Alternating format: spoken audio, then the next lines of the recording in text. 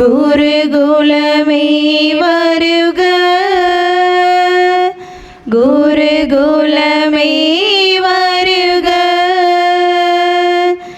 திருப்பலி நிறைவேற்ற வருகவென்றழைத்தோம். குருகுலமே வருக, குருகுலமே வருக.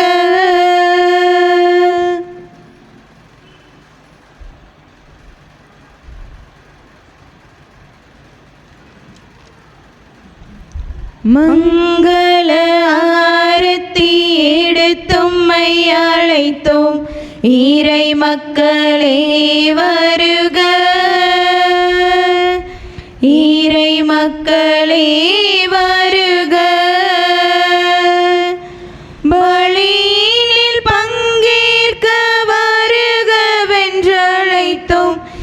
இறை மக்களே வருக, இறை மக்களே வருக.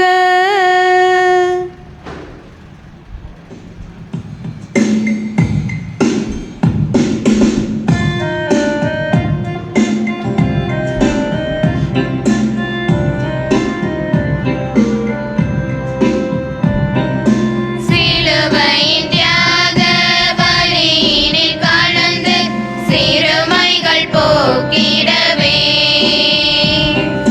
சிலுவையின் தியாக பலியினில் கலந்து சிலுவைகள் போக்கிடவே,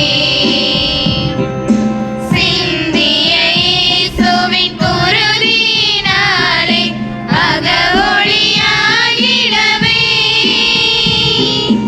அன்புறவாகும் அகிலத்தை காண, அன்புறவாகும் அகிலத்தை காண அனைவரும் வருவோம். அவரிலே இணைவோம், இணைவோம், இணைவோம். இறை குலமே எழுக, இறை பதமே வருக, இறை குலமே எழுக.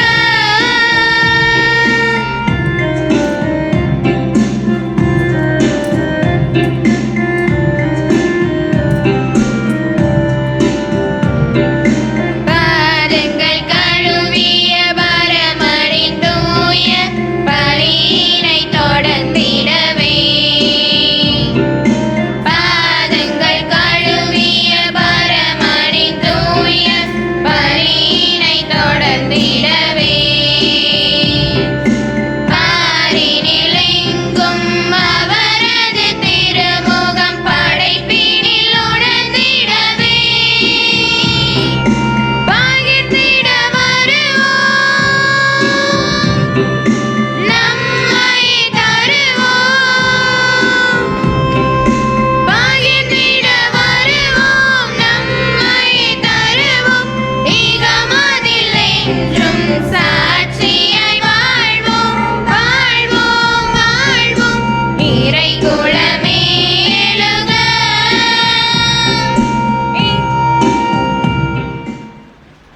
அனைவரும் அமர்வோம். திருப்பலி கருத்துக்கள்.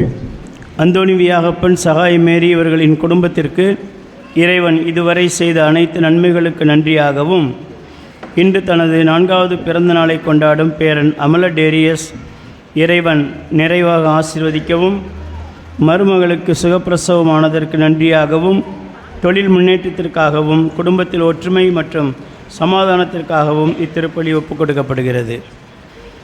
சுரண்டையை சார்ந்த அந்தோணி ரஞ்சிதம் இவளது குடும்பத்திற்கு இறைவன் இதுவரை செய்த எல்லா நன்மைகளுக்கு நன்றியாகவும், இன்று தனது 20வது ஆண்டு திருமண நாளை இறைவன் ஆசீர்வதித்து கொடுத்த ஆண்டாகவும், பிள்ளைகள் ரேஷ்மா ரெஜினா கல்வியிலும் ஞானத்திலும் சிறந்து விளங்கும்படியாகவும், குடும்பத்தின் சமாதானத்திற்காகவும் இத்திருப்பலி ஒப்புக் கொடுக்கப்படுகின்றது.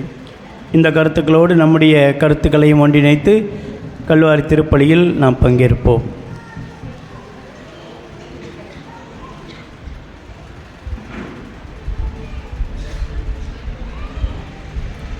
திருப்பலி முன்னுரை.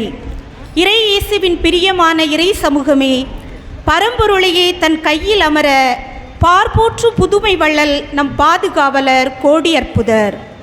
சுரண்டை நகரில் அற்புதம் சுரக்கும் இத்திருத்தலத்தில் நம் புனிதருக்கு விழா எடுக்கும் இவ்வேளையில் இன்றைய 5வது நவநாளில் திருப்பலி நிறைவேற்ற வந்திருக்கும் பாளை மறை மாவட்டம் பொருளாளர் தந்தை அருட்திரு எஸ்.ஏ. அந்தோணிசாமி அடிகளார் அவர்களையும், பாசமிகு நமது பங்கு தந்தை எஸ். புதுமைராஜன் அடிகளார் அவர்களையும், அருட்சகோதரர் சகோதரிகளையும், புனிதரின் ஆசீர் பெற வந்திருக்கும் இறை மக்களையும் வருக வருக என இன்முகத்துடன் சூசையப்பர் அன்பியத்தின் சார்பாக வரவேற்கிறோம்.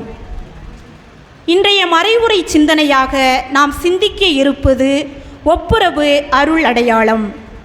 இவ்வடையாளம் இறைவன் நமக்கு கொடுத்த மாபெரும் கொடையாகும். பல நேரங்களில் மனித இயலாமையில் நாம் தவறு செய்து இறைவனின் அன்பை இழக்கும் போது மீண்டும் இறைவனோடு நம்மை இணைக்கும் பாலமாக திகழ்கிறது இவ்வருள் அடையாளம்.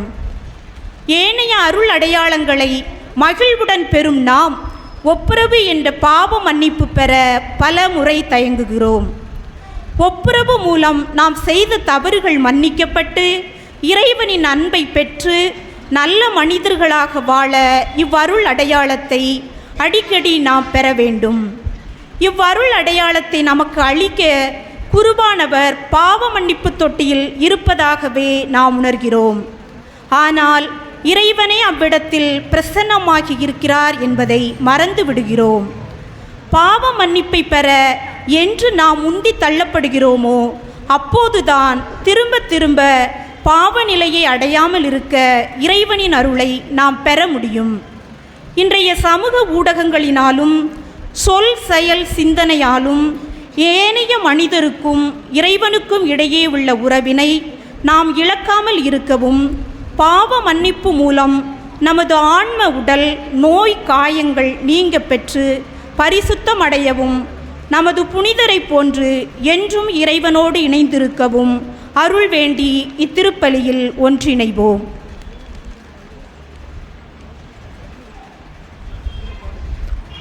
ஆண்டவருடைய அன்பு நிறைந்த குழந்தைகளை, வல்லவராம் கடவுள் அற்புதங்களால் நமது வாழ்வை நிரப்பிக் கொண்டிருக்கிறார். குறிப்பாக கோடி அற்புதர், பதுவை புனிதர், நன்னாக்கு அழியாத நல்லவர், தூய அந்தோணியாருடைய திருவுடலின் ஒரு அற்புதமான பகுதி நமது ஆலயத்திலே நாம் மாட்சியோடு எழுந்தருளி அதை நாம் மாட்சியோடு பராமரிக்க ஆண்டவர் நமக்கு அருள் செய்திருக்கிறார்.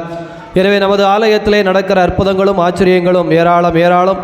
இதோ அவற்றை இந்த நல்ல நாளிலே ஆண்டவருக்கு நன்றி பலியாகவும் புகழ்ச்சி பலியாகவும் ஒப்பு கொடுப்ப நமக்கு நமது பாளை மறை மாவட்டத்திலிருந்து நம்முடைய பாசத்திற்குரிய பொருளாளர் தந்தை எஸ்.ஏ. அந்தோணிசாமி அடிகளார் அவர்கள் வருகை தந்திருக்கிறார்கள். எனவே அவர்களை சிறப்பான முறையிலே கரவொலி மூலமாக நாம் வரவேற்றுக் கொள்வோம். ஆண்டவருடைய அன்பு குழந்தைகளை, அனைவரும் எழுந்து நிற்போம். இதோ 5வது நவநாள். உண்மையிலேயே சுரண்டையில் நாம் மகிழ்ச்சி அடைகிறோம். எல்லா நாளும் எல்லோரும் ஒருங்கிணைந்து வந்து விடுகிறோம். இந்த 13 நாட்களும் இந்த திருப்பலியை குறைந்தது 10 நாட்களாவது நான் ஒப்பு கொடுப்பேன். இந்த 10 நாட்கள் நவநாட்களில் முழுமையாக எப்படியாவது கலந்து கொள்வேன். உமது பாதத்திலே ஏதோ இந்த 3 விண்ணப்பங்களை வைத்திருக்கிறேன் என்று நாம் ஆரம்பத்தில் கொடியேற்ற நாளில் ஜெபித்த அந்த ஜெபத்தை இப்போதும் கூட ஒரு நிமிடம் கண்களை மூடி நம்முடைய இதய பகுதியிலே கரம் குவித்து கண்களை மூடிக்கொள்வோம். நம்முடைய இதய பகுதியிலே கரம் குவித்துக் கொள்வோம். ஆண்டவருடைய அன்பு நிறைந்த குழந்தைகளை, இதோ வல்லவராம் கடவுள் இந்த உலகத்தை அற்புதங்களாலும் நன்மைத்தனங்களாலும் நிரப்பிக் கொண்டிருக்கிறார்.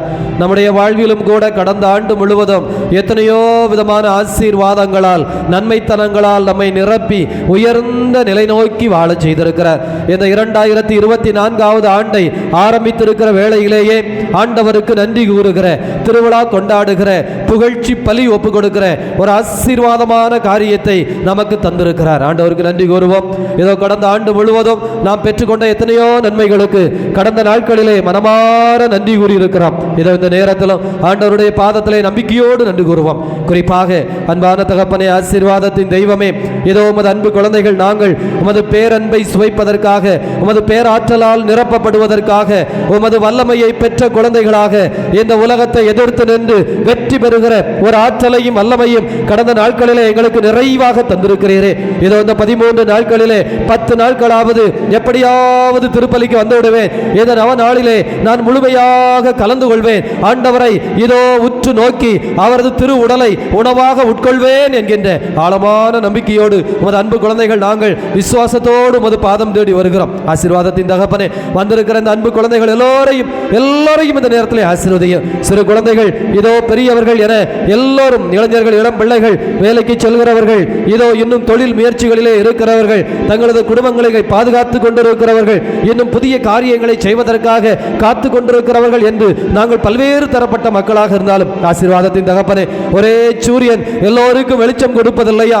அதுபோல ஆசீர்வாதத்தின் தகப்பனே, ஒரே மழை எல்லோருக்கும் தாகம் தீர்ப்பதில்லையா? அதுபோல உமது தூய் ஆவியை நிறைவாக பொழிந்து இதோ இந்த அன்பு குழந்தைகள் அத்தனை பேரையும் உமது திருப்பாதத்திலே நம்பிக்கையோடு ஜெபித்துக் கொண்டிருக்கிற இந்த பாச குழந்தைகள் அத்தனை பேரையும் இந்த நாட்களிலே வேண்டிக் கொண்ட அந்த 3 விண்ணப்பத்தை ஆண்டவருடைய பாதத்திலே நம்பிக்கையோடு கொண்டு வருவோம். கொடியேற்றத்தின் பொழுது நாம் ஜெபித்த அதே 3 கருத்தை இந்த ஆண்டிலே என் குடும்பத்திலே அமைதி, சமாதானம், அமைதி, நிறைவு, என் உள்ளத்திலே ஒரு மகிழ்ச்சி, இருக்கிற கவலை, கண்ணீர், இருட்டு ஓடி போக, குறிப்பாக குழந்தைகள் நல்ல கல்வி ஞானத்திலே, இளைஞர்கள், இளம் பிள்ளைகள் வாழ்வின் அடுத்த கட்டத்தை தேர்ந்து கொள்வதிலே, தொழில் முயற்சிகளிலே, குடும்பத்தில் இருக்கிற கடன் பிரச்சனைகள் தீர்ந்து, நோய் நொடிகள் எல்லாம் தீர்ந்து, நல்ல சுகத்தோடு, நல்ல ஆசீர்வாதத்தோடு, செழுமையோடு, வெளிநாட்டு வேலைகள், மேற்படிப்புகள், இன்னும் அடுத்த கட்ட உயர்நிலைகள் என்று எல்லாவற்றையும் பெற்றுக்கொண்டு, பெரியவர்கள் குறிப்பாக நல்ல உடல் உள்ள சுகத்தோடு, குடும்பத்திலே கணவன் மனைவிக்கு இடையிலே அமைதி, சமாதானத்தோடு இதோ நாம் வேண்டி வைத்திருக்கிற அந்த 3 கருத்துக்களை குறிப்பாக நமக்காக உழைத்துக் கொண்டிருக்கிற ஒரு பொறுப்பாளர்கள், அன்பிய பொறுப்பாளர்கள், இன்றைக்கு சிறப்பு செய்கிற அன்பியங்கள், இதோ இந்த ஆலயத்தை பராமரிக்கிற, இந்த ஆலயத்தை தூய்மை செய்கிற, கோலமிட்டு அழகு செய்கின்ற இந்த திரு நாட்களிலே இதோ ஒலிபெருக்கி அமைத்துக் கொண்டிருக்கிற, இன்னும் இந்த திருவிழா நாட்களுக்காக ஓடோடி உழைத்து பணம் என்னும் பொருள் என்னும் உழைப்பு என்று இந்த ஆலயம் முழுவதையும் பராமரித்துக் கொண்டிருக்கிற அத்தனை அன்பு உள்ளங்களையும், குறிப்பாக இன்னும் இதோ நம்முடைய பாசத்திற்குரிய தந்தை, பொருளாளர் தந்தை, மறை மாவட்டத்தின் வளர்ச்சிக்காக அவர்கள் எடுக்கிற எல்லா பணி சார்ந்த காரியங்களிலும், இன்னும் குறிப்பாக நல்ல சுகம், நல்ல உடல் சுகம், ஆசீர்வாதத்திற்குரிய அவருடைய தனிப்பட்ட கருத்துக்களையும் ஆண்டவராகிய கடவுள் இந்த திருப்பலிகளே நிறைவாக நிறைவாக எங்கே 2-3 பேர் ஒன்று கூடுகிறீர்களோ என்று சொன்ன இறைவா, நாங்கள் இதோ நூற்றுக்கணக்கானோர் ஒரே உள்ளத்தோடு ஒன்று கூடுகிறோம். நீர் எங்களுக்கு அருள் செய்கிறீர், நீர் எங்களை ஆசீர்வதிக்கிறீர், நீர் எங்களை நலப்படுத்துகிறீர், வளப்படுத்துகிறீர். இந்த 10 நாட்கள், குறிப்பாக 13 நாட்களும் வருகிற அன்பு குழந்தைகள் இதோ நிறைவாக 10 நாட்களாவது வந்துவிட வேண்டும் என்று நம்பிக்கையோடு ஜெபித்துக் கொண்டிருக்கிற இந்த பாச குழந்தைகள், ஆசீர்வாதத்தின் தகப்பனே, ஒழுக்கத்தையும் உன்னதத்தையும் நிறைவாக, மகனே, மகளே, நான் உன்னை அன்பு செய்கிறேன், அரவணைக்கிறேன், உன்னோடு இருக்கிறேன், கழுகு தன்னுடைய குஞ்சுகளை சுமப்பது போல உன்னை சுமக்கிறேன் என்று சொல்லி இதோ ஒளியும் அருளும் ஆசீர்வாக வழிநடத்துவீராக. பாசத்தோடு ஜெபிக்கிறோம் நேசமுள்ள தந்தையே, எங்களை அரவணைத்து ஆசீர்வதிப்பீராக. நன்றி இறைவா, நன்றி. ஆண்டவருடைய அன்பு குழந்தைகளே, அற்புதமான இந்த திருநாட்கள் ஆசீர்வாதத்தோடு நடைபெறுகிறது. திருப்பலியிலே ஒரு துளி கூட வீணாகாத வண்ணம் முழுவதுமாக ஆண்டவருடைய பாதத்திலே நம்பிக்கையோடு ஒப்புக் கொடுப்போம்.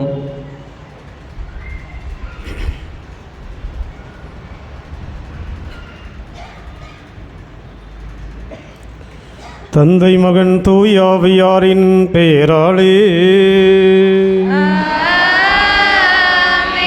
நம் ஆண்டவராகிய இயேசு கிறிஸ்துவின் அருளும் கடவுளின் அன்பும் தூய ஆவியாரின் நட்புறவும் உங்கள் அனைவரோடும் இருப்பதாக.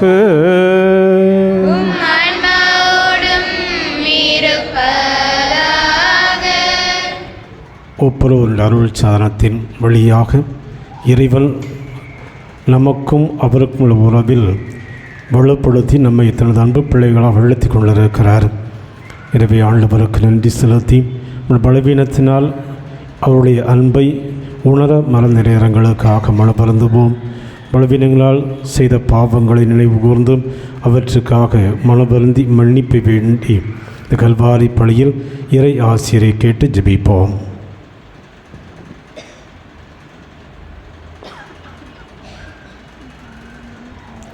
எல்லாம் உள்ள இறைவனிடமும் சகோதர சகோதரிகளிடமும் நான் பாவின்றி ஏற்றுக்கொள்கிறேன். என் சிந்தனையாலும் சொல்லாலும் செயலாலும் கடமையில் தவறியதாலும் பாவங்கள் பல செய்தேன்.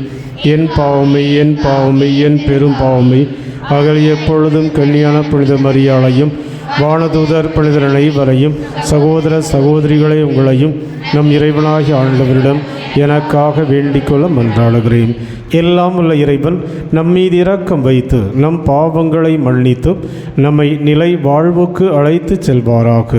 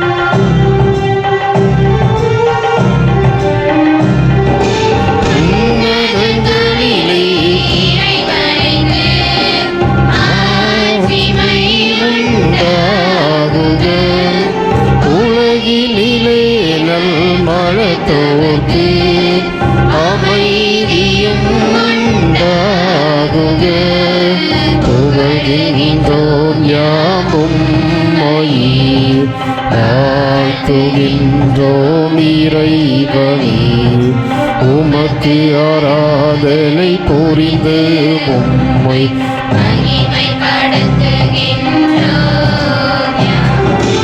உமது மேலான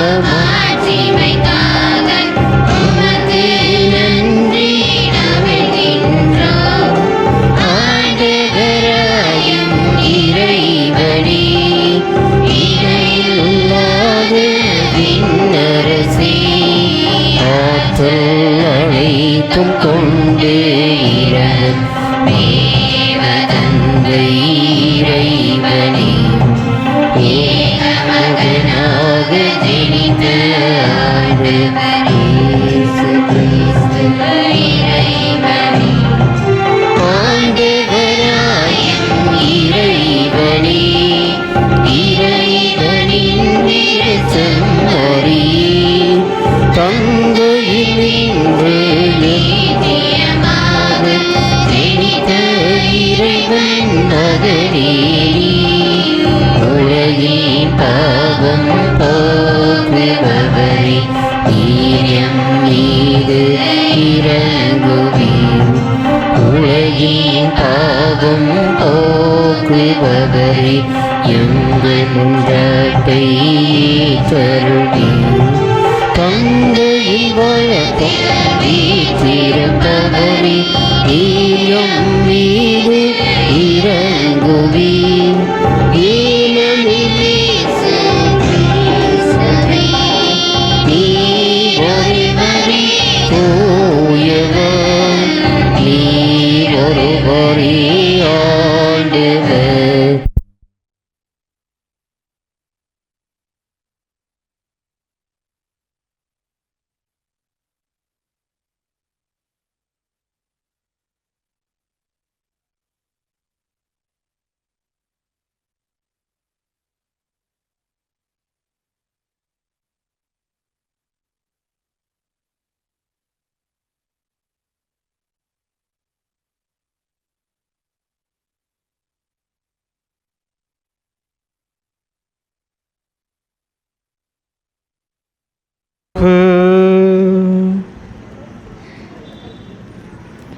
ஆண்டவரே இறைவா, புனித அந்தோணியாரை விண்ணக படிப்பினையால் நிரப்ப திருவுளம் கொண்டீரே. அவருடைய பரிந்துரையால் அதே படிப்பினை நாங்கள் உண்மையுடன் பாதுகாக்கவும் எங்கள் நன்னடத்தையால் அதை அறிவிக்கவும் எங்களுக்கு அருள்வீராக. உம்மோடு தூயாவியாரின் ஒன்றிப்பில் இறைவனாய் என்றென்றும் வாழ்ந்து ஆட்சி செய்கின்ற எங்கள் ஆண்டவரும் திருமகனுமாகி இயேசு கிறிஸ்து வழியாக உம்மை மன்றாடுகின்றோம்.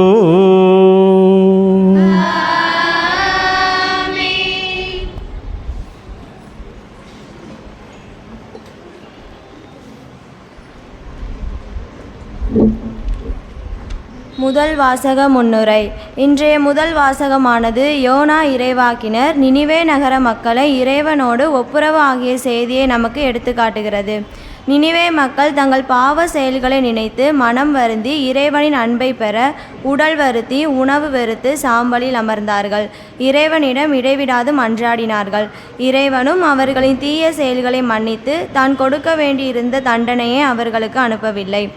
நாம் மன்னிப்பு வேண்டும் பொழுது இறைவன் நம்மை கண்டிப்பாக மன்னிப்பார் என்பதை இன்றைய முதல் வாசகத்தின் மூலம் தெரிந்து கொள்ள கவனமுடன் செவி கொடுப்போம்.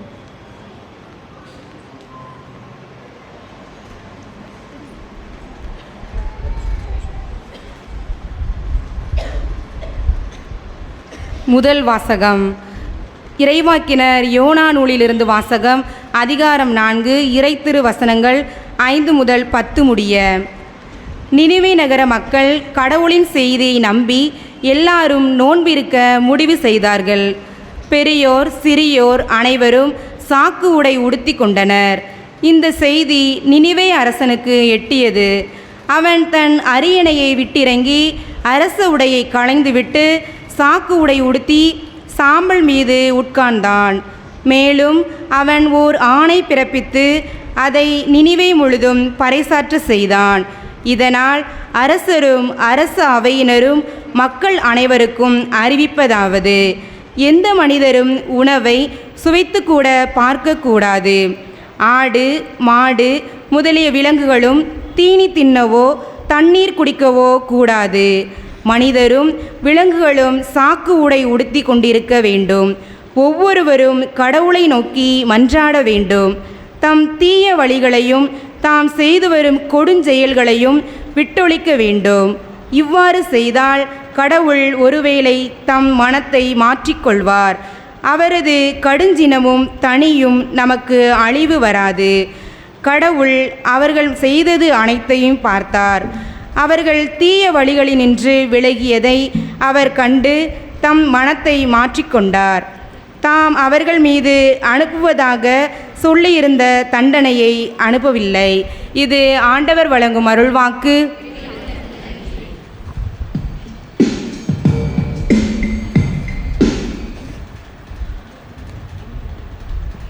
வல்லமையில் அரசர் பூரிப்படைகின்றனர்.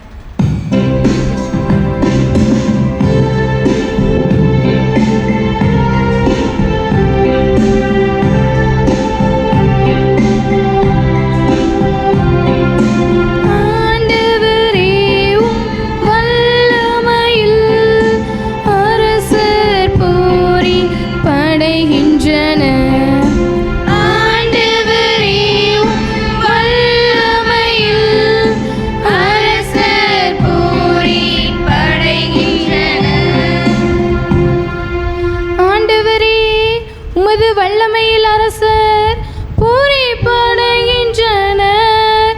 நீர் அளித்த வெற்றியில் எத்தனையோ அவர் அக்களிக்கின்றார். அவர் உள்ளம் விரும்பியதை நீர் அவருக்கு தந்தருளினீர். அவர் வாய்விட்டு கேட்டதை நீர் மறுக்கவில்லை.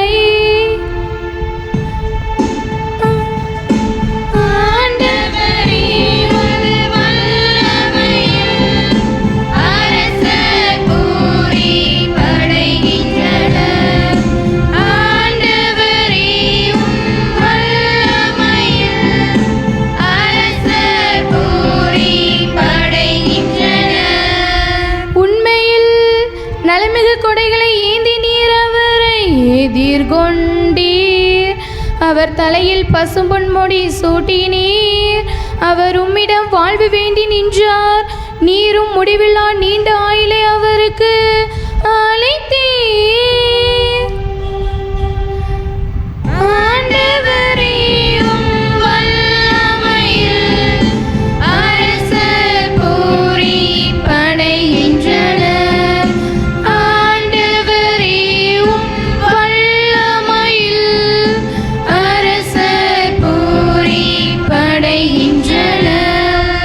நீர் அவருக்கு வெற்றி அளித்ததால் அவரது மாட்சிமை பெரிதாயிற்று. மேன்மையும் ஆண்மையும் அவருக்கு அருளினீர். உண்மையாகவே எந்நாளும் நிலைத்திருக்கும் ஆசைகளை அவர் பெற்றுள்ளார். உமது முகத்தை அவர் மகிழ்ச்சியுடன் கண்டு களிக்கச் செய்தீர்.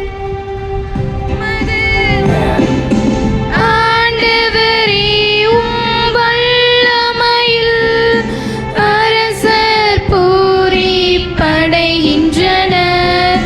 ஆண்டவரே, உம் வல்லமையில் அரசர் பூரிப்படைகின்றனர்.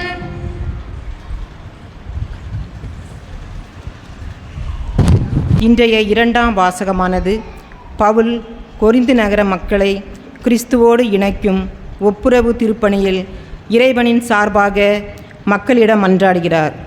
இறைவனோடு நாம் இணைக்கப்படும் பொழுது நம்மிடம் உள்ள பழைய பாவநிலை அகற்றப்பட்டு புதிய படைப்பாக நாம் படைக்கப்படுகிறோம். நம்மிடம் இருந்து அகற்றப்பட்ட பாவத்தை தாமே சுமந்து நம்மை புனிதப்படுத்தினார். இந்த செய்தியினை எடுத்து கூறும் பவுலின் வார்த்தைகளுக்கு கவனமுடன் செவி கொடுப்போம்.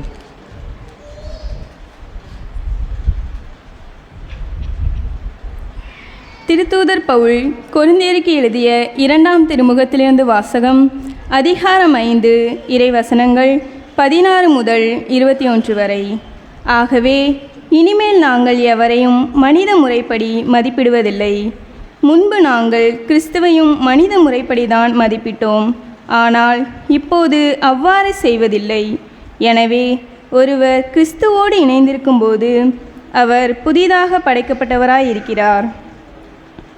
பழையன கழிந்து புதியன புகுந்தன அன்றோ? இவையாவும் கடவுளின் செயலே. அவரே கிறிஸ்துவின் வாயிலாக நம்மை தம்மோடு ஒப்புரவாக்கினார். ஒப்புரவாக்கும் திருப்பணியையும் நமக்கு தந்துள்ளார்.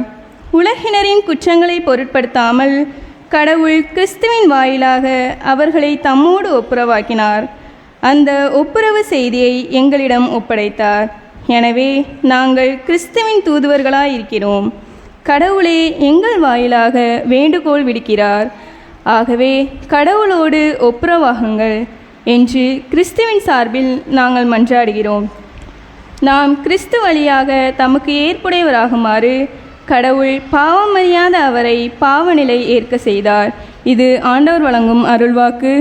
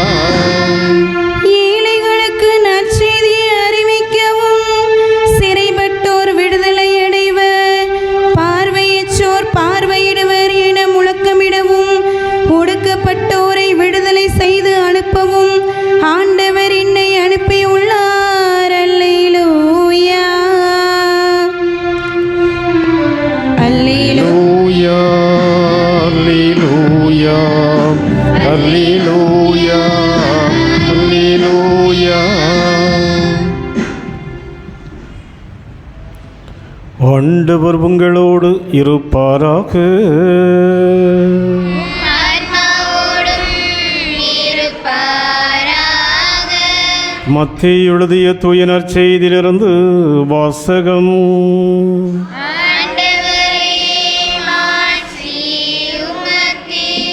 மத்தேயு எழுதிய நற்செய்தி 5வது அதிகாரம் இறைவசனங்கள் 23 முதல் 26 முடிய.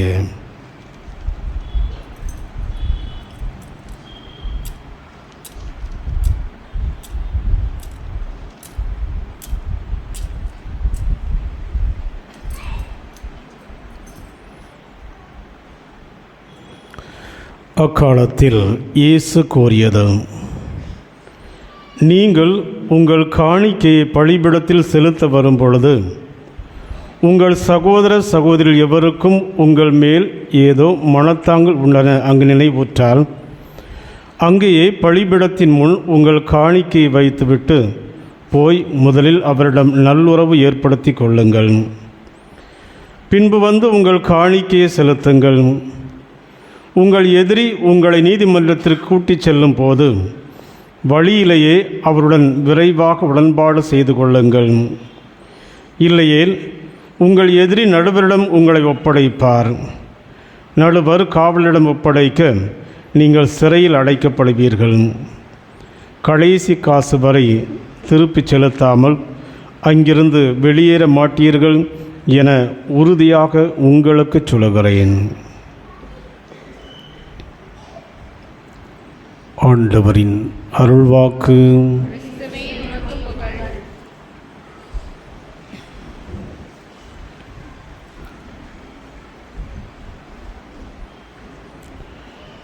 இறையேசுவில் அன்புக்குரிய சகோதர சகோதரிகளே, கணவன் இழந்த தாய்க்கு ஒரே மகன். மிகவும் செல்லமாக வளர்த்தாள்.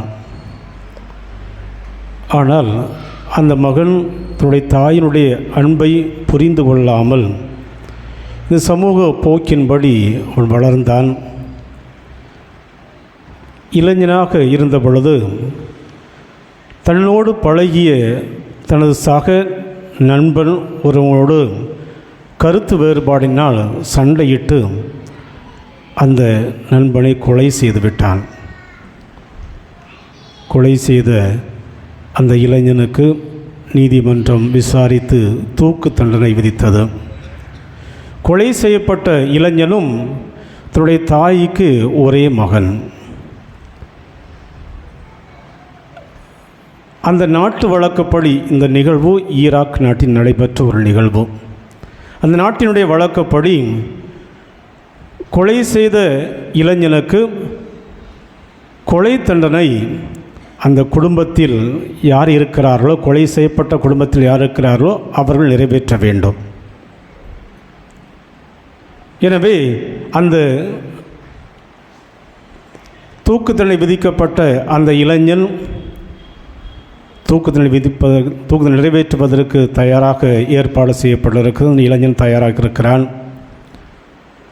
தூக்குதல் நிறைவேற்ற வேண்டிய கொலை செய்யப்பட்ட மகனுடைய தாயும் அங்கு அமர்ந்திருக்கிறாள். தூக்கு தண்டனை பெற இருக்கின்ற மகனுடைய தாயும் அங்கு அமர்ந்திருக்கிறார்.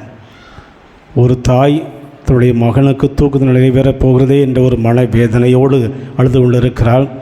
இன்னொரு தாய் தன்னுடைய மகனை இழந்த கவலையோடு அங்கு அமர்ந்திருக்கிறார். எல்லாம் ஏற்பாடு செய்தாகிவிட்டது. இப்பொழுது தூக்குதல் நிறைவேற்ற வேண்டும். எனவே கொலை செய்யப்பட்ட அந்த இளைஞனுடைய தாயை அழைக்கிறார்கள். வாருங்கள், வந்து இந்த இளைஞனுக்கு தூக்குதல் நிறைவேற்றுங்கள் என்று அழைப்பு விடுக்கப்படுகிறது. தாய் வேதனையோடு அந்த இடத்திற்கு வருகிறாள். சற்று யோசிக்கிறாள், நின்று கொண்டிருக்கிறாள். அந்த மகளை பார்க்கிறார். யாருக்கு தூக்கு நிறைவேற்ற வேண்டுமோ அந்த மகனை பார்க்கிறாள். சிறிது நேரம் அங்கு நிசப்தம், ஒரே அமைதி. இந்த தாய் என்ன செய்ய போகிறாள்? தூக்கு நிறைவேற்றப் போகிறாளா அல்லது என்ன செய்ய போகிறாள் என்று அங்கு கூடியிருந்தவர்களெல்லாம் வேடிக்கை பார்த்து கொண்டிருந்தார்கள். சற்று நேரத்தில் அந்த தாய் சொன்னாள், அந்த மகளை கீழே இறக்கி விடுங்கள், நான் அவனை மன்னிக்கிறேன். யாரும் எதிர்பார்க்காத ஒரு நிகழ்வு. அதிர்ச்சி அடைந்தார்கள், ஆச்சரியப்பட்டார்கள். கேட்டார்கள், நீ யோசித்து தான் சொல்லுகிறாயா? உடைய ஒரே மகனை கொலை செய்தவன் இவன். இவனை தூக்குதல் நிறைவேற்றி அவனை கொலை செய்ய வேண்டும் என்று தண்டனை விதிக்கப்பட்டிருக்கிறது. நீ யோசித்துத்தான் சொல்லுகிறாயா என்று தாயிடம் கேட்டார்கள். தாய் சொன்னால், யோசித்தான் சொல்லுகிறேன், இறக்கி விடுங்கள், நான் அவளை மன்னிக்கிறேன்.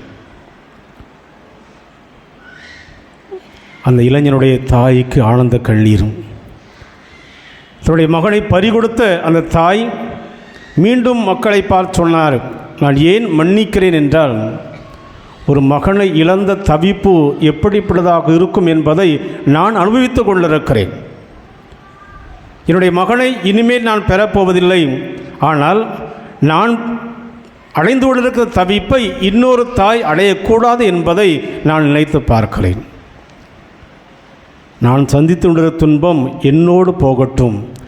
என்னால் இன்னொரு தாய் இப்படி ஒரு துன்பத்தை அனுபவிக்கக்கூடாது என்பதற்காகத்தான் இவனுக்கு மீண்டும் உயிர் வாழ்வதற்கு மன்னிப்பு கொடுக்கிறேன் என்று தாய் சொன்னான். அன்பானவர்களையும் இதுதான் ஒப்புரவு, தாய்மையினுடைய ஒரு மேன்மை. ஒப்புரவு அடையாளம் என்பது இறைவன் நமக்கு கொடுத்திருக்கிற மாபெரும் கொடை என்பதை முன்னுரை வாசி கேட்டோம். ஏனென்றால் பாவம் உறவை பிரிக்கிறது, உறவை அழிக்கிறது, உறவை சீரழிக்கிறது. ஆனால் ஒப்புரவு உறவை புதுப்பிக்கிறது, உறவை வலுப்படுத்துகிறது. பாவம் ஒரு மனிதனுடைய அமைதியை கெடுக்கிறது, ஒப்புரவு அமைதியை உருவாக்கி கொடுக்கிறது. பாவம் என்பது ஒரு மனிதனுடைய நம்பிக்கையை இழக்கச் செய்கிறது. ஆனால் ஒப்புரவு நம்பிக்கையை புதுப்பிக்கிறது, வலுவடைய செய்கிறது. என்னால் வாழ முடியும் என்ற ஒரு நம்பிக்கை ஊட்டுகிறது. பாவம் என்பது சமுதாயத்தை அழிக்கிறது. ஆனால் ஒப்புரவு என்பது ஒரு சமுதாயமாக ஒன்று கூடுவதற்கு அது ஒரு பாலமாக இருக்கிறது. எனவேதான் கடவுள் ஒப்புரவை ஒரு அருளடையாளமாக தந்திருக்கின்றார்.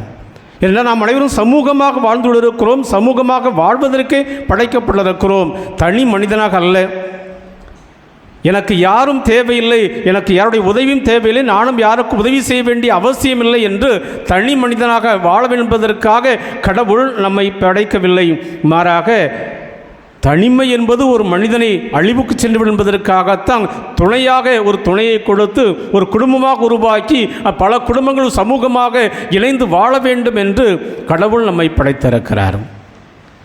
ஆக சமூகமாக இணைந்து வாழ வேண்டும் என்றால் ஒருவர் ஒரு உதவியாக இருக்க வேண்டும், ஒருவருடைய நிறை குறைகளை நாம் புரிந்து கொண்டு வாழ வேண்டும் என்பதற்காகத்தான் இந்த ஒப்புரவு அருளத்தை நமக்கு தந்திருக்கிறார். 7 முறை அல்ல, 70 முறை 7 முறை நீ மன்னிக்க வேண்டும் என்றுதான் கடவுள் பேதுரு வழியாக நமக்கு சொல்கின்ற செய்தி. அதை கடவுள் செய்து கொண்டே இருக்கிறார். அன்பானவர்களே, கடவுள் செய்து கொண்டிருக்கிறார் என்பதற்காக நான் செய்ய முடியுமா? அவர் கடவுள், எனவே மன்னித்து கொண்டே இருக்கிறார். நான் மனிதன், மன்னிக்க முடியுமா என்ற ஒரு கேள்வி கூட நம்முடைய எழலாம். ஆனால் மனிதர் மன்னித்திருக்கிறார்கள். பல உதாரணங்களை நம்மால் சொல்ல முடியும். திருத்தந்தை இப்படி ஜான் பால் பல முறை கேட்டிருப்போம். தன்னை சுட்டவனை அவர் மன்னித்தார். மருத்துவமனையிலிருந்து வெளியே வந்தவுடன் தன்னுடைய அறைக்கு செல்லாமல் நேரே சிறைச்சாலைக்கு சென்று அவன் இந்த இளைஞனை பார்த்து நான் உன்னை மன்னிக்கிறேன், எனக்கு உண்மையில் எந்த வருத்தமும் இல்லை என்று சொல்லி மன்னித்ததாக நாம் கேட்டிருக்கிறோம். அதேபோல் நெல்சன் மண்டேலா 27 ஆண்டுகள் சிறைச்சாலை அடைக்கப்பட்டிருந்தார், சித்திரவதை செய்யப்பட்டார். 27 ஆண்டுகளுக்கு பிறகு வெளியே வந்தவுடன் அதிபராக, தென்னாப்பிரிக்காவுடைய அதிபராக பொறுப்பேற்ற நிகழ்வில் தன்னை சித்திரவதை செய்தவர்களைத்தான் முதல் இருக்கையில் அமர வைத்தார். அவர் சொன்ன கூற்று, என்னை தண்டித்தார்கள், சித்திரவதை செய்தார்கள் என்பதற்காக நான் அவர்களை சித்திரவதை செய்யப்போவதில்லை, இணைந்து செயல்பட வேண்டும், அவர்களும் வேண்டும், நாங்களும் வேண்டும், கருப்பினமும் வெள்ளையினமும் இணைந்து செயல்படக்கூடிய ஒரு நாடை உருவாக்க வேண்டும் என்பதுதான் அவருடைய சிந்தனையாக அமைந்தது. ராணி மரியா என்ற அருள் சகோதரி பலமுறை கத்தியால் குத்தி கொலை செய்யப்பட்ட அவள் அவருடைய தாய் சகோதரி சிறைச்சாலை கத்தியால் குத்திய அந்த இளைஞனை பார்த்து சொன்னார்கள், நாங்கள் உங்களை மன்னிக்கிறோம். எங்கள் குடும்பத்தில் ஒருவன் என்னுடைய மகளை நீ கத்தியால் குத்தி கொலை செய்த என்பதற்காக நான் உன்னை வேறுவனாக பகைவனாக பார்க்கவில்லை, மாறாக என்னுடைய சகோதரனாக நாங்கள் எங்களுடைய குடும்பத்தில் ஒருவனாக ஏற்றுக்கொள்கிறோம் என்றுதான் சொன்னார்கள். இப்படி பல உதாரணங்களை நாம் சொல்ல முடியும். மன்னித்திருக்கிறார்கள். மன்னித்தவர்கள் அனைவரும் பெரியவர்களாக உயர்ந்திருக்கிறார்கள், மாண்புக்குரியவர்களாக உயர்த்தப்பட்டிருக்கிறார்கள். இந்த சமுதாயத்திற்கு ஒரு வழிகாட்டிகளாக இருந்து கொண்டிருக்கிறார்கள். அந்த வழிகாட்டிகளாக நாம் வாழ வேண்டும் என்பதுதான் கடவுளுடைய விருப்பம், கடவுளுடைய எண்ணம். நாம் வாழ்வதற்கு தயாராக இருக்கிறோமா? ஏன் நம்மால் மன்னிக்க முடிவதில்லை? மன்னிப்பதற்கு எது தடையாக இருக்கிறது? அன்பானவர்களே, 2 தடைகளை நாம் சிந்தித்து பார்க்கலாம். ஒன்று, மன்னிப்பை குறித்து நாம் தவறான ஒரு சிந்தனையை நாம் வைத்திருக்கிறோம். எத்தகைய தவறான சிந்தனை? மன்னிப்பது என்பது கோழைத்தனம், பழிவாங்குது என்பது அது வலிமை, திறமை. எனவே மன்னிக்கிறவன் கோழைத்தனத்தோடு இருக்கிறான். அவனால் எல்லாம் இயலாமையில் தான் மன்னிக்கிறான். எனவே மன்னிப்பது என்பது கோழைத்தனத்துடைய வெளிப்பாடு, பிழைக்க தெரியாதவன். எனவே அவன் மற்றவருடைய தவறில் மற்றவர்கள் தன் மீது செய்கின்ற கொடுமைகள் எல்லாம் அவன் ஏற்றுக்கொண்டு போய்கொண்டு இருக்கிறான். இப்படிப்பட்ட பார்வை தான் இந்த சமூகத்தினுடைய பார்வையாக இருக்கிறது. திறமை எதில் அடங்கியிருக்கிறது? நான் எப்படிப்பட்ட இந்த சமூகத்திற்கு காட்ட வேண்டும், நீ ஒரு அடி அடித்தால் 2 அடி நான் திருப்பி அடிப்பேன், அதுதான் என்னுடைய வலிமை என்பதை பல பேர் நம்முடைய சிந்தனையாக உள்வாங்கி இருக்கிறோம். காந்தியடிகள் சொல்வார், மன்னிப்பது என்பது பலவீனம் அல்ல, அதுதான் மன வலிமை. பழி வாங்குவதற்கு வாய்ப்பு இருந்தாலும் கூட அந்த செயலை செய்யாதவன் மன்னிக்கிறான் என்றால் அவன்தான் மிகவும் வலிமை மிக்கவன், மன முதிர்ச்சி அடையவன் என்று அவர் சொல்லுகின்றார். பழி வாங்குவதற்கு வாய்ப்பு கிடைத்தால் கூட அந்த பழி வாங்காமல் எந்த ஒரு மனிதன் மன்னிக்கிறானோ அவன்தான் மன முதிர்ச்சி உடையவன், மன வலிமை படைத்தவன். ஆக மன்னிப்பது என்பது பலவீனமுள்ள செயல் அல்ல, கோழைத்தனம் அல்ல, பிழைக்க தெரியாதவன் இருக்கக்கூடியவன் அல்ல, மாறாக அவன்தான் மன வலிமையுடையவனாக இருக்கிறான். இதை நாம் புரிந்து கொள்ள வேண்டும். பல நேரங்களில் புரிந்து கொள்வதில்லை. எனவே தான் நாம் மன்னிக்காமல் இருக்கிறோம், மன்னிக்க மறுக்கிறோம். 2வது, மன்னிப்பினுடைய முக்கியத்துவத்தை நாம் உணராமல் இருக்கிறோம். மன்னித்தால் எப்படிப்பட்ட விளைவு ஏற்படும், மன்னிக்காமல் இருந்தால் எப்படிப்பட்ட ஒரு பாதிப்பை ஏற்படும் என்பதை நாம் பல உணராமல் இருக்கிறோம். ஆசிரியர் ஒரு அருமையான ஒரு செய்கையை வகுப்பள்ளியில் செய்து காட்டினார். ஒரு மாணவனை அழைத்தார். 5 கிலோ எடையுள்ள ஒரு பாறாங்கல்லை ஒத்த கையில் தூக்கச் சொன்னார். தூக்கினான். 5 நிமிடம் கழித்து கேட்டார், நீ என்ன உணர்கிறாய்? கை வலிக்கிறது என்றான். 10 நிமிடம் கழித்து மீண்டும் கேட்டார். அவன் சொன்னான், கை மட்டுமல்ல, இந்த தோள்பட்டையே வலிக்குது என்றான். அரை மணி நேரம் கழித்து திருப்பி கேட்டார், இப்பொழுது உன்னுடைய உணர்வு என்ன என்று கேட்டார். என்னுடைய உடல் முழுதும் பலவீனமாகிவிட்டது, நான் சோர்ந்து போய்விட்டேன், என்னை நிற்க முடியவில்லை என்று சொன்னான். அன்பானவர்களே, அந்த 5 கிலோ எடையுள்ள அந்த கல் 5 நிமிடம் சுமந்தால் கை வலிக்கிறது, 10 நிமிடம் சுமந்தால் தோள்பட்டை வலிக்கிறது, அரை மணி நேரம் சுமந்தால் உடல் முழுவதும் பலவீனமாகிறது. இதே போலத்தான் நாம் நம்மோடு வாழ்ந்துள்ள சகோதரனுடைய குற்றங்குறைகளை அல்லது நமக்கு அவன் செய்த தீமைகளை மனதில் வைத்து சுமந்து கொண்டிருந்தோம் என்றால் இத்த ஒரு பாதிப்பைத்தான் நம்மளுடைய மனதில் ஏற்படுத்தி கொண்டிருக்கும். பல வருடங்களாக பேசாமல் இருக்கிறோம் என்றால் அல்லது உறவை முறித்து கொண்டு வாழுகிறோம் என்றால் நமக்கு எதிராக குற்றம் குறை செய்தவனை நாம் மன்னிக்க மறுத்து வாழ்ந்து கொண்டிருக்கிறோம் என்றால் நாம் பலவீனமடைந்து கொண்டு இருக்கிறோம். உளவில் அறிஞ்சு சொல்கிறார்கள், மன அழுத்தம், இரத்த அழுத்தம், புற்றுநோய், இன்னும் தூக்கமின்மை, பசியின்மை இவையெல்லாம் ஏற்படுவதற்கு எது காரணம்? உள்ளத்தில் நாம் சுமந்து கொண்டிருக்கின்ற காயங்கள், மற்றவர்கள் நமக்கு ஏற்படுத்தி கொண்டிருக்கிற காயங்களை நாம் உள்வாங்கி சுமந்து கொண்டே அலைகிறோம். அவற்றை நாம் மன்னிப்பினால் வெளிக்கொணர்வதில்லை, வெளியே கொட்டுவதில்லை. எனவேதான் அந்த காயங்களை சுமந்து கொண்டே அலைய அது நம்முடைய மனதை, வாழ்வை பாதித்து கொண்டிருக்கிறது என்று உளவியல் சொல்கிறார்கள். நமக்கு எதிராக ஒருவன் குற்றம் செய்திருக்கிற அவனை பார்க்கின்ற பொழுது நம்முடைய மனம் எப்படிப்பட்டதாக இருக்கும்? அவனை மன்னிக்கவில்லை என்றால் அவனை பார்த்தவுடன் நமக்கு கோபம் வரும். இப்படிப்பட்ட ஒரு தவறு செய்து விட்டானே, தவறு செய்து வாழ்ந்து கொண்டிருக்கிறானே, நம்மால் அவனுக்கு பதில் எது செய்ய முடியவில்லையே என்ற ஒரு கோபம், எரிச்சல், இன்னும் அவனை எப்படி பழி வாங்கலாம் என்ற ஒரு எண்ணம் நம்முடைய உள்ளத்தில் தூண்டும். அது நம்முடைய வாழ்க்கையை ஒரு சீரழிக்கக்கூடிய ஒன்றாக இருக்கும். அதே நேரத்தில் மன்னிக்கின்ற பொழுது நமக்கு ஏற்படக்கூடிய ஒரு விளைவு என்ன? மன அமைதி, மகிழ்ச்சி, உள்ளத்தில் ஒரு மன நிறைவு. என்பவர்களை எப்பொழுதெல்லாம் ஒப்பொருள் சாதனம் நாம் சரியாக உணர்ந்து செய்கிறோமோ அப்பொழுதெல்லாம் கடவுள் நமக்கு தருகின்ற மிகப்பெரிய ஒரு ஆசீர்வாதம் மன அமைதி. ஏதோ பெரிய ஒரு பாரத்தை இறக்கிவிட்ட ஒரு மன அமைதியை கடவுள் நமக்கு தருகின்றார். ஆண்டாண்டுகளாக சுமந்த அந்த பாரமானது இறக்கிவிட்ட ஒரு மன அமைதி, உடலே ஒரு இலகுவாக ஏற்படக்கூடிய ஒரு சூழ்நிலையை கடவுள் நமக்கு தருகின்றார். நாம் பல நேரம் இது உணராமல் இருப்பதனால்தான் நாம் மன்னிக்காமல் இருக்கிறோம், மன்னிக்க மறுத்து கொண்டிருக்கிறோம். என்பவர்களை மன்னிக்க வேண்டுமென்றால் நாம் எதை நம்முடைய வாழ்வில் கடைப்பிடிக்க வேண்டும்? 2 காரியங்களை கடைப்பிடிக்க வேண்டும். ஒன்று, நாம் நம்முடைய சகோதரர்களை மனதார மன்னிக்க வேண்டும் என்றால் முதலில் கடவுளுடைய மன்னிப்பை நாம் அனுபவிக்க வேண்டும். கடவுள் என்னை மன்னித்து கொண்டிருக்கிறார் என்பதை நான் அனுபவிக்க வேண்டும். எப்படி அனுபவிப்பது? மத்தேயு நற்செய்தி 18வது அதிகாரம் 21வது வசனத்தில் ஒரு நிகழ்ச்சியை ஆண்டவர் நமக்கு ஒரு உவமையாக சொல்வார். தலைவனிடம் கடன்பட்டவர்கள் 2, ஒருவன் 10,000 தாழ்ந்து கடன்பட்டிருக்கிறார். அவனை அழைத்து கொண்டு வருகிறார்கள்.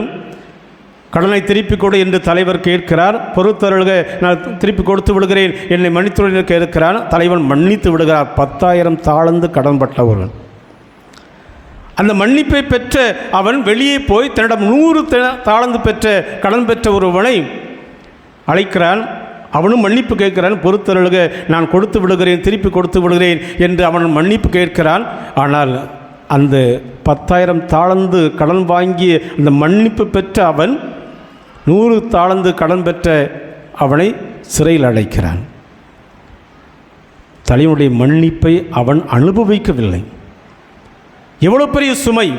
10,000 தாழ்ந்து கடன் பெற்ற அந்த சுமையை தலைவன் இறக்கி வைத்து விடுகிறான், மன்னித்து விடுகிறான். அந்த மன்னிப்பை அவன் அனுபவிக்கவில்லை. ஏதோ ஒரு நடந்ததாக, ஒரு சாதாரண நிகழ்வாக அவன் நினைத்து கொண்டான். எனவே தான் 100 தாழ்ந்து கடன்பட்ட அவன் தன்னுடைய சகோதரனை அவன் சிறையில் அடைத்தான். தானும் மன்னிக்க வேண்டும் என்ற உணர்வு அவனிடம் இல்லை. காரணம், மன்னிப்பை அனுபவிக்கவில்லை.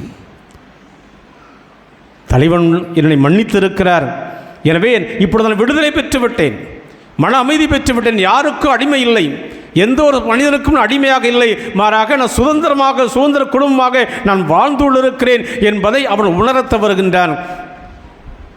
எனவே அவனால் 100 தாழ்ந்து கடன் பெற்றவனை மன்னிக்க முடியவில்லை. விளைவு என்ன? மீண்டும் சிறையில் அடைக்கப்படுகிறான். அன்பானவர்களே, நாமும் பல நேரங்களில் கடவுளுடைய மன்னிப்பை அனுபவிக்காமல் இருக்கிறோம்.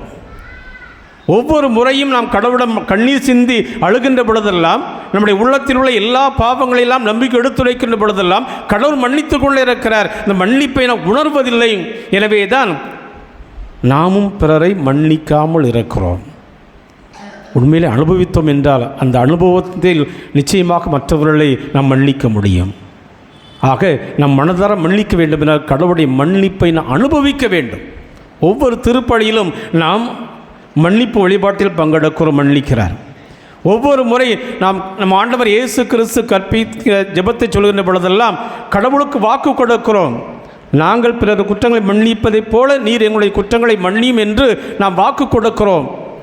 ஆனால் அதை அனுபவித்துக்கிறோமா என்றால் இல்லை. எனவே தான் நாம் அதையெல்லாம் மனப்பாடமாக நாம் சொல்லிக்கொண்டே போகிறோம், அனுபவத்தில் நாம் உள்வாங்காமல் இருக்கிறோம். எனவே தான் அதை நாம் பொருட்படுத்தாமல் மற்றவர்களை மன்னிக்க மறுத்து கொண்டிருக்கிறோம்.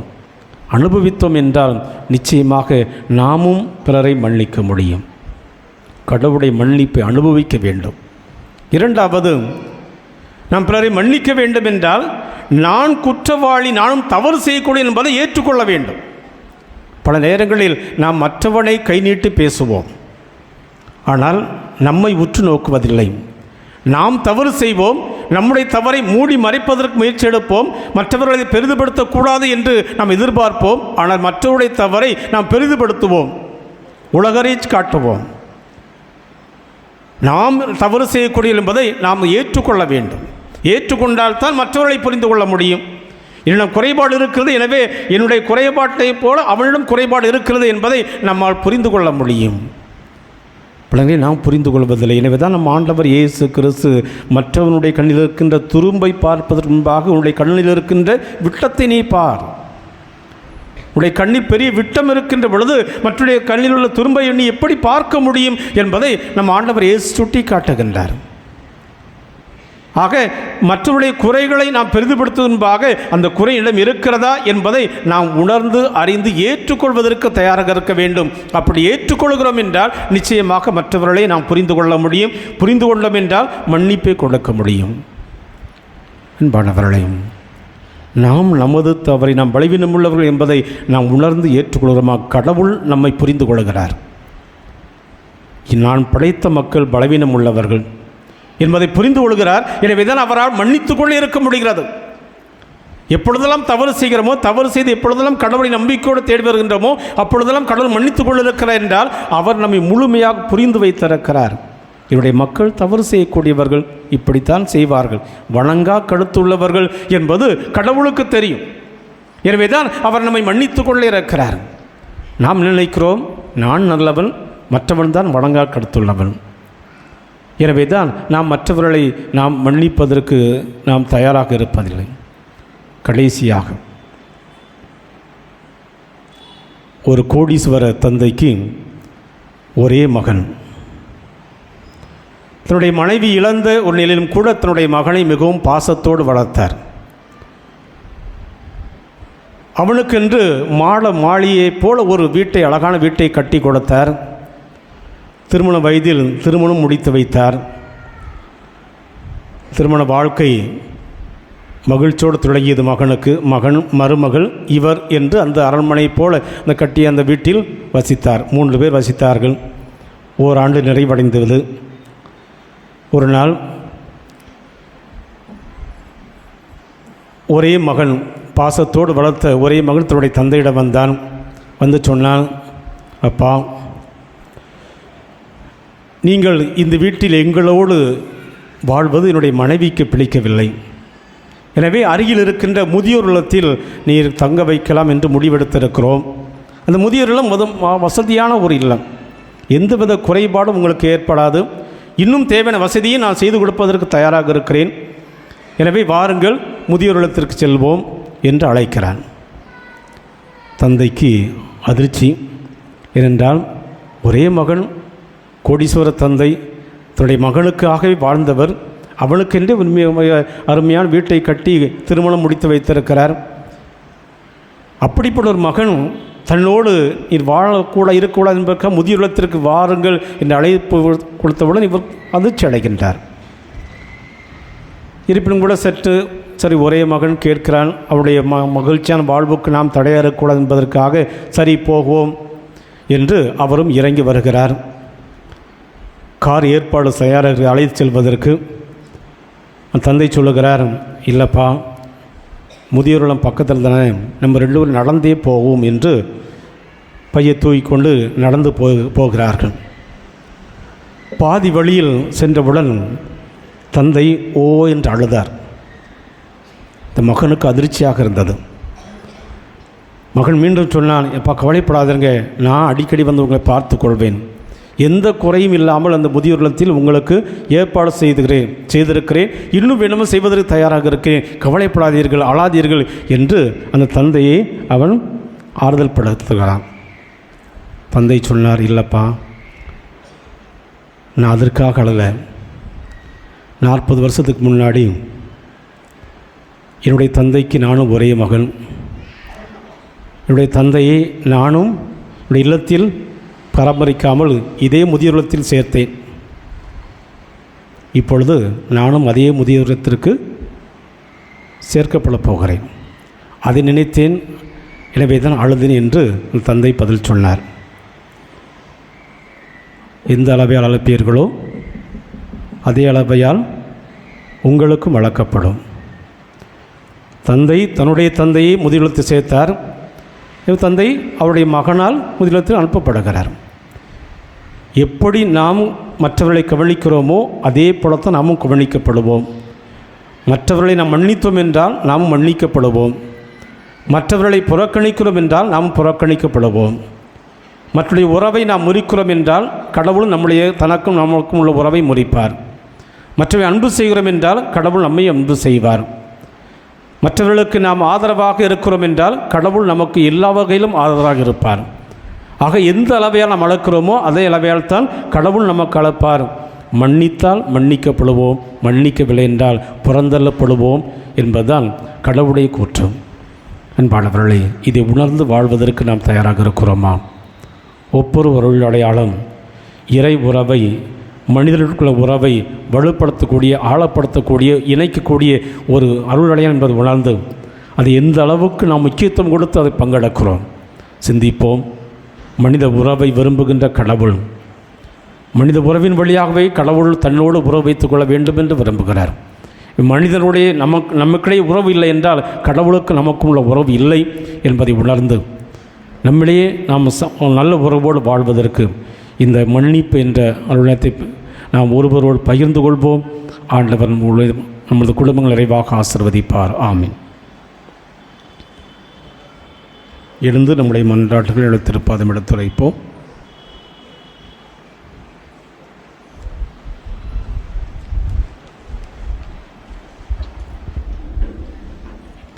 அருள் வாழ்வின் ஊச்சே எம் இறைவா, அகில உலக திருச்சபை வழிநடத்தும் திருத்தந்தை பிரான்சிஸ் அவர்களையும் அவரோடு இணைந்து இறைப்பணி ஆற்றும் ஆயர்கள், குருக்கள், துறவரத்தார் அனைவரையும் அன்பு பாதுகாப்பில் வைத்து பாதுகாக்கவும் அவர்களுக்கு தேவையான உடல் உள்ள சுகம் தந்து வழிநடத்த வேண்டுமென்று புனித அந்தோணியார் வழியாக இறைவா உம்மை மன்றாடுகிறோம்.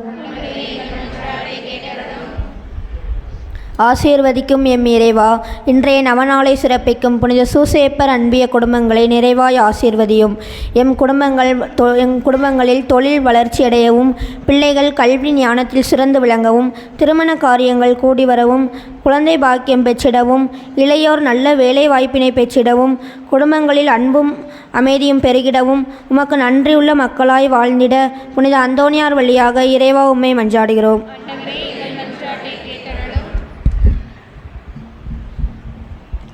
நல்ல மருத்துவரே இறைவா, உடல் மன நோயால் வருந்தும் எம் மக்களை நீர் தொடும். அவர்களுக்கு உமது இரக்கத்தை பொழிந்து ஆசீர் அளியும். முதியோருக்கு மன அமைதியை அளித்தருளும். மன அமைதியையும் ஆசீர் பெற்ற மக்களாக வாழ தேவையான அருள்வரம் வேண்டி புனித அந்தோணியார் வழியாக இறைவா உம்மை மன்றாடுகின்றோம். அன்பு தந்தையே இறைவா, என் புனிதரின் திருவிழா கொண்டாடும் எம் பங்கு மக்களை ஆசீர்வதியும். இத்திருத்தலத்தை தேடி வரும் மக்கள் எம் புனிதர்களிடமிருந்து புதுமைகளை பெற்றிடவும், புனிதரின் பரிந்துரையால் உமக்கு உகுந்த பிள்ளைகளாய் வாழ்ந்திட தேவையான அருள்வரம் வேண்டி புனித அந்தோணியார் வழியாக இறைவா உம்மை மன்றாடுகின்றோம். கருணை கடலே இறைவா, இன்றைய நவநாளை தலைமையேற்று நடத்தும் அருள் தந்தை அந்தோணிசாமி அடிகளார் அவர்களையும் எம் பங்கு தந்தையும் இறைவாய் ஆசீர்வதியும். அவர்களுக்கு ஆன்ம உடல் நலம் தந்து அவர்கள் பங்கு தலங்களில் எடுக்கும் எல்லா முயற்சிகளிலும் வெற்றியை கொடுத்து உம் பணியை இவ்வுலகில் செம்மையாய் செய்ய தேவையான அருள்வரம் வேண்டி புனித அந்தோணியார் வழியாக இறைவா உம்மை மன்றாடுகின்றோம்.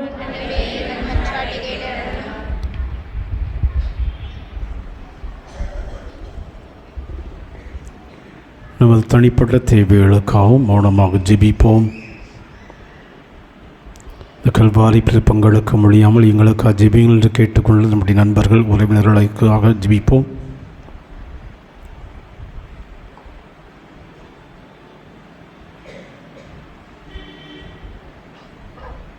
தாயும் தந்தையுமானவர் இறைவா, கோடியிருப்பதில் பதவி பணியிருப்பதில் அந்தோணியர் வழியாக எங்கள் செய்து வந்து கொண்டிருக்கின்ற எல்லா நன்மைகளுக்கும் நன்றி செலுத்துகிறோம். அவர் எங்களுக்காக பரிந்து பேசுவதால் இவ்வளோ நன்மைகளை பெற்று நாங்கள் வாழ்ந்து கொண்டிருக்கின்றோம். அதே போல் இது உங்களுடைய மன்றாட்டுகளை திருப்பாதம் எடுத்து வைத்திருக்கிறோம். கேட்பதனைத்தையும் பெற்றுக்கொண்டு நம்பிக்கையோடு இது ஜெபித்து கொண்டிருக்கிறோம். நம்பிக்கையுள்ள ஜெபத்திற்கனிவோடு செவி சாய்த்து தொடர்ந்து எங்களை நிறைவாக ஆசீர்வதியும். உங்களது ஆசீர்வாதத்தை பெற்று அதை மற்றவர்கள் பகிர்ந்து வாழக்கூடிய நன்மக்களாக வாழ்வதற்கு அருள் தாரும். அப்படி அந்தனுடைய பிள்ளைகள் நாங்கள் என்பதை இந்த உலகில் காட்டுவதற்கு நற்செயல்களுடைய அடையாளமாக அமையச் செய்தரலும். எங்கள் ஆண்டவராகிய கிறிஸ்து வழியாக மன்றாடுகிறோம்.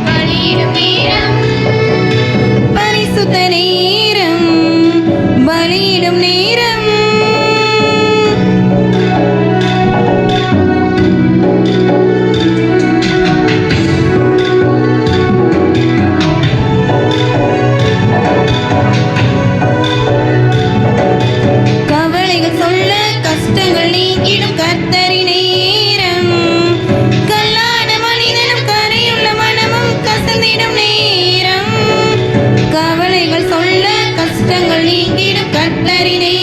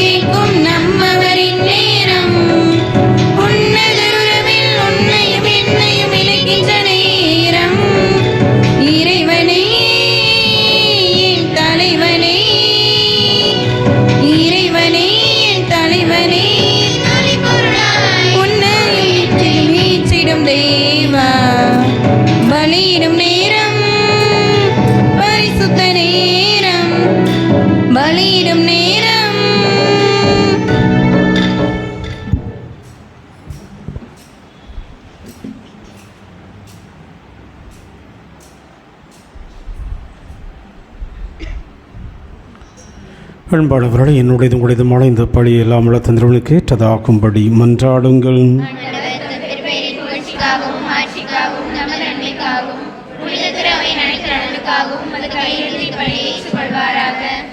ஆண்டவரே, தூய மரணிகளை கொண்டாடும் நாங்கள் உம்மை வேண்டுகின்றோம்.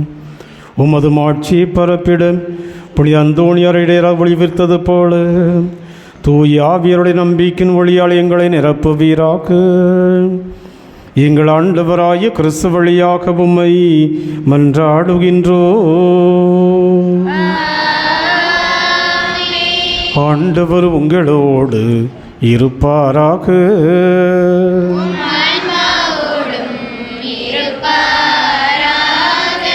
இதை எங்களை மேலே எழுப்புங்கள்.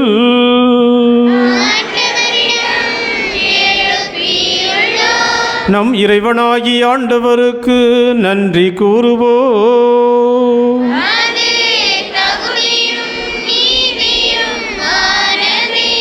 ஆண்டவரே, தூயவரான தந்தையே, என்றும் உள்ள எல்லாம் வல்ல இறைவா, எங்கள் ஆண்டவராகிய கிறிஸ்து வழியாக எந்நாளும் இவ்விடத்திலும் நாங்கள் உமக்கு நன்றி செலுத்துவது மெய்யாகவே தகுதியும் நீதியும் ஆகும். எங்கள் கடமையும் மீட்புக்குரிய செயலுமாகும். ஏனெனில் புனித அந்தோணியாரின் அவநாளில் உமது திரு அவை மகிழ்ந்திருக்கச் செய்கின்றேன். அவருடைய இறை பற்றி மிக்க வாழ்க்கையில் எடுத்துக்காட்டு அளவுகளுக்கு வலுவூட்டுகின்றேன். அவருடைய படிப்பணியால் பயிற்றுவிக்கின்றீர். அவருடைய மன்றாட்டால் பாதுகாத்து வருகின்றேன். ஆகவே வானதுதரணிகளோடும் புனிதரின் பிறந்து நாங்களும் சேர்ந்து உமக்கு புகழ்ச்சி பண்ணி சைத்து முடிவின்றி பாடுவதாவது: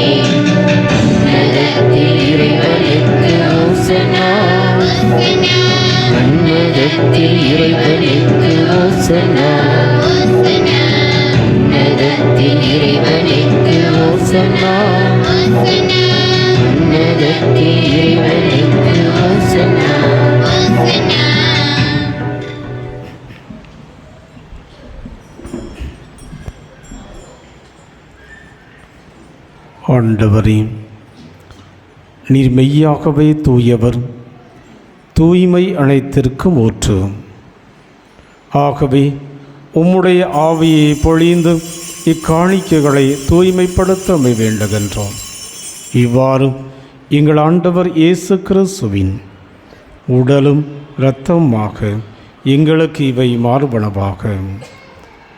அவர் பாடுபட உளம் கனிந்து தம்மை கையளித்த போது அப்பத்தை எடுத்து நன்றி செலுத்தி அதை பிட்டு தம் சீடர்களுக்கு அளித்து கூறியதாவது: அனைவரும் இதிலிருந்து பெற்று உண்ணுங்கள், ஏனெனில் இது உங்களுக்காக கையளிக்கப்படும் என் உடல்.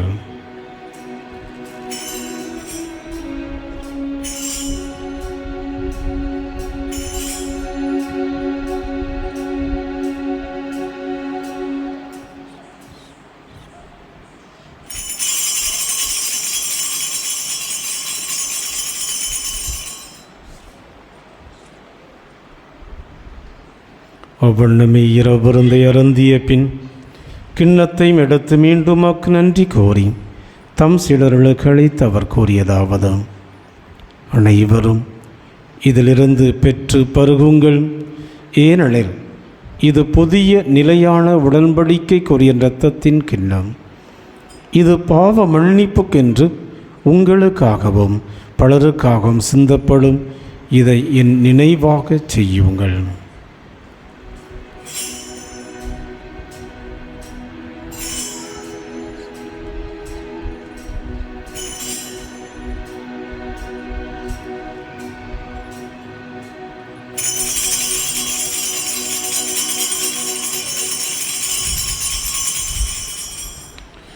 நம்பிக்கையின் மறைபொருள்.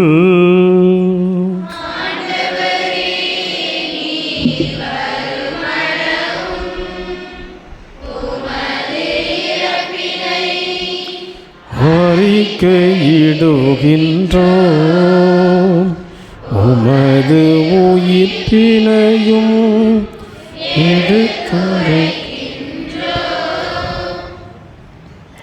ஆகவே ஆண்டவரே, நாங்கள் கிறிஸ்துவின் இறப்பினையும் உயிர்ப்பின் நினைவு கூர்ந்தும் வாழ்வு தரும் அப்பத்தையும் மீட்பளிக்கும் கிண்ணத்தையும் ஒப்புக் கொடுக்கின்றோம்.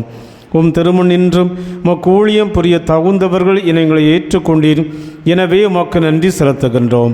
மேலும் கிறிஸ்துவின் உடலிலும் இரத்தத்திலும் பங்கு கொள்ளும் எங்களை தூய் ஆவியார் ஒன்று சேர்க்க வேண்டும் என உம்மை தாழ்மையுடன் மன்றாடுகின்றோம். ஆண்டவரே, உலகம் முழுவதும் பரவி இருக்கும் அது அவையை நினைவு கூர்ந்தருளும். சிறப்பாக எங்கள் திருத்தந்தை பிரான்சிஸ், எங்களாயர் அந்தோணிசாமி, எல்லா திருநிலையினராகிய அனைவரோடும் அது திரு அவை அன்பில் நிறைவு பெற செய்தருளும். உயிர்த்தெழுவோம் என்கின்ற எதிர்நோக்குடன் இறந்த அனைவரையும் உமது திருமுக ஒளியினுள் ஏற்றுக்கொள்ளும் எங்கள் அனைவர் மீதும் இரக்கமாயிரும். கடவுளின் கன்னித்தாயான மாட்சிமிக்க மரியாள், புனித அப்போஸ்தலர், இவ்வுலகில் உமக்குகந்தவராய் இருந்த புனிதர் அனைவருடனும் நாங்கள் இலைவாழ்வில் பங்கு கொள்ளும் தகுதி பெற்று உம் திருமகன் இயேசு கிறிஸ்து வழியாக உம்மை புகழ்ந்தேத்து வரமருளோ உம்மை மன்றாடுகிறோம்.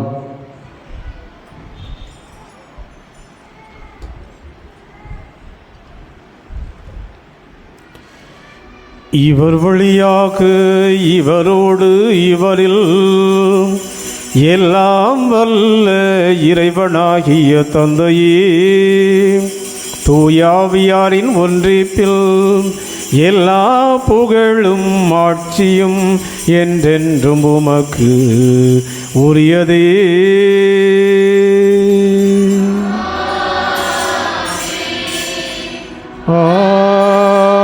ஆமென்.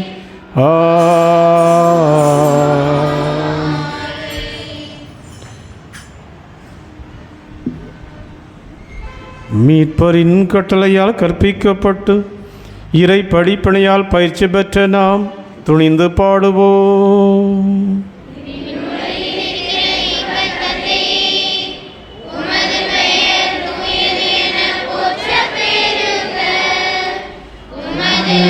ஆட்சி வருக, உமது திருவுளம் விண்ணுலகில் உயர்வது போல் மண்ணுலகிலும் நிறைவேறுக. எங்கள் அன்றாட உணவை இன்று எங்களுக்கு தாரும். எங்களுக்கு எதிராக குற்றம் செய்வோரை நாங்கள் மன்னிப்பது போல எங்கள் குற்றங்களை மன்னியும். எங்களை சோதனைக்கு உட்படுத்தாதேயும், தீமையிலிருந்து எங்களை விடுவித்தருளும். ஆண்டவரே, தீமை அனைத்திலிருந்தும் எங்களை விடுவித்து எங்கள் வாழ்நாளில் அமைதியை கனிவுணர்வு உம்மை மன்றாடுகின்றோம். உமது இரக்கத்தின் உதவியால் நாங்கள் பாவத்தில் எப்போதும் விடுதலை பெற்று யாதொரு கலக்கமின்றி நலமாயிருப்போமாக. நாங்கள் எதிர்நோக்கி இருக்கும் பேரின்பத்திற்காகவும் எம் மீட்பராகிய இயேசு கிறிஸ்துவின் வருகைக்காகவும் காத்திருக்கின்றோம்.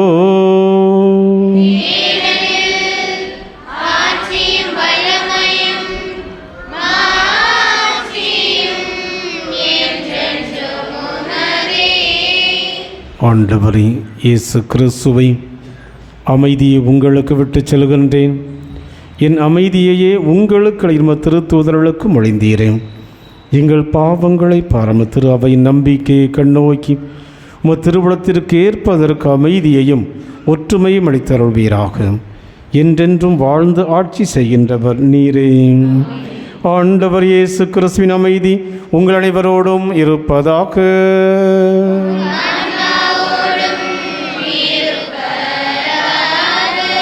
ஒருவருக்கொருவர் கிறிஸ்து வழங்க அமைதியை பகிர்ந்து கொள்வோம்.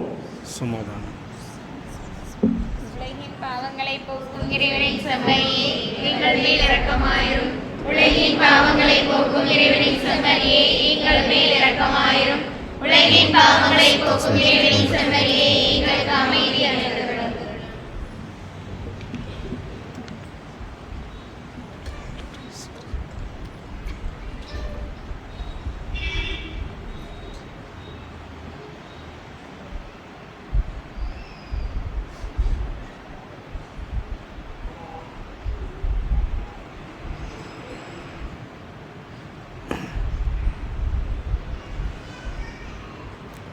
இதோ இறைவன் செம்மறி, இவரே உலகின் பாவங்களை போக்குகின்றவர். இந்த செம்மறியின் திரு விருந்துக்கு அழைக்கப்பெற்ற நாம் அனைவரும் பேறு பெற்றோர். நான் தகுதியற்றவன், வார்த்தை மட்டும் சொல்லியருளும், என் ஆன்மா நலமடையும். கிறிஸ்துவின் திரு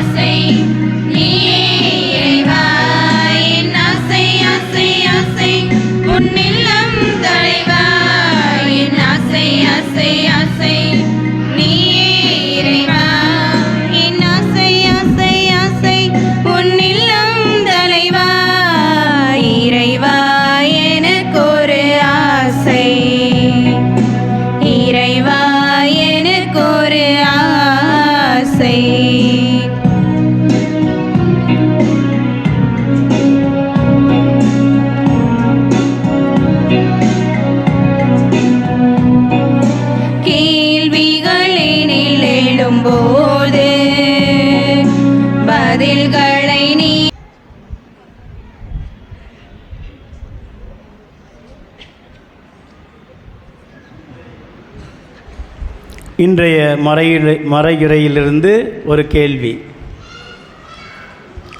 நாம் தயாரிப்போடு பாவ சங்கீர்த்தனத்தை சிறப்பாக செய்கின்ற போது ஒப்புரவருட் சாதனத்தை கிடைக்கும் அப்படின்னு சொன்னார். என்ன கிடைக்கும்? வாங்க.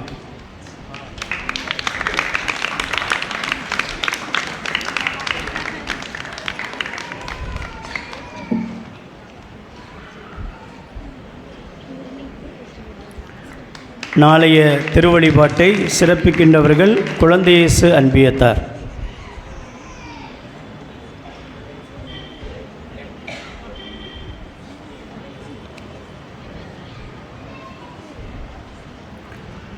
நாளை காலை 9:30 மணி முதல் இளையோர் இளம்பெண்கள் இணைந்து நடத்தும் விளையாட்டுப் போட்டிகள் நடைபெறும். அனைவரும் ஆர்வத்தோடு பங்கேற்க பங்குத்தந்தை சார்பாக கேட்டுக்கொள்ளப்படுகின்றது.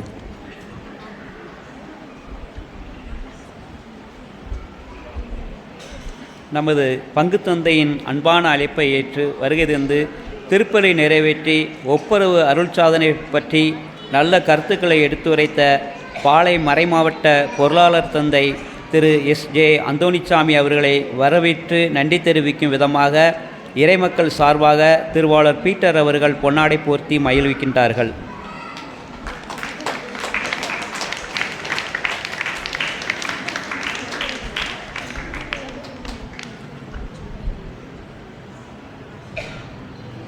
மேலும் இன்றைய 5ஆம் நாள் நவநாளை சிறப்பித்த புனித சூசையப்பர் அன்பிக அனைத்து குடும்பங்களுக்கு நெஞ்சார்ந்த நன்றியும் வாழ்த்துக்களையும் தெரிவித்துக் கொள்கிறோம்.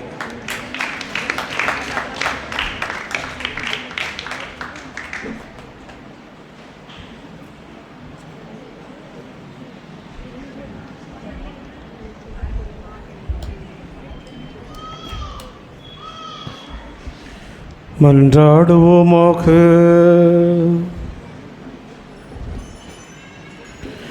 ஆண்டவரே, விண்ணகுணவள் ஊட்டம் பெற்று நாங்கள் பணிந்து வேண்டுகின்றோம்.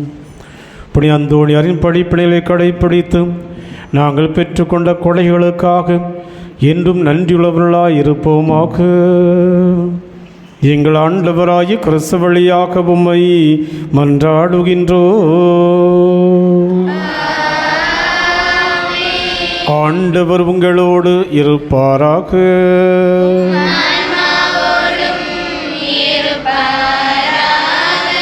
எல்லாம் வல்ல இறைவன் தந்தை, மகன், தூயாவியார் உங்கள் அனைவரையும் ஆசீர்வதிப்பாராக.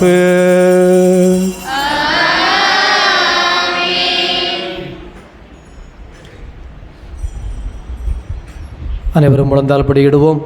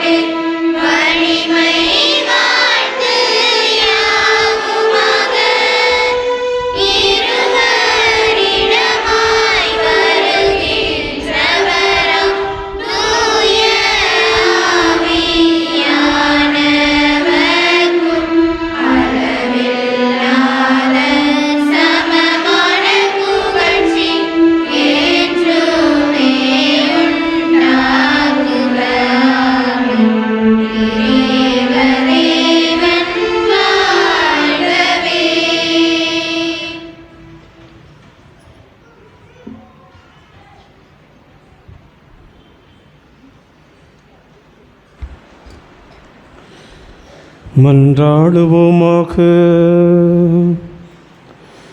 இறைவா, இந்த வியப்புக்குரிய அருளடையாளத்திலே உம்முடைய திருப்படி நினைவை எங்களுக்கு விட்டு சென்றி உமது திருவிட திருத்தம் இவற்றின் மறைப்பொருளை வணங்கும் நாங்கள் உமது மீட்பின் பலனை இடைவிடாமல் அனுபவிக்க அருள் புரியும். என்றென்றும் வாழ்ந்து ஆட்சி செய்கின்றவரை உம்மை மன்றாடுகின்றோ.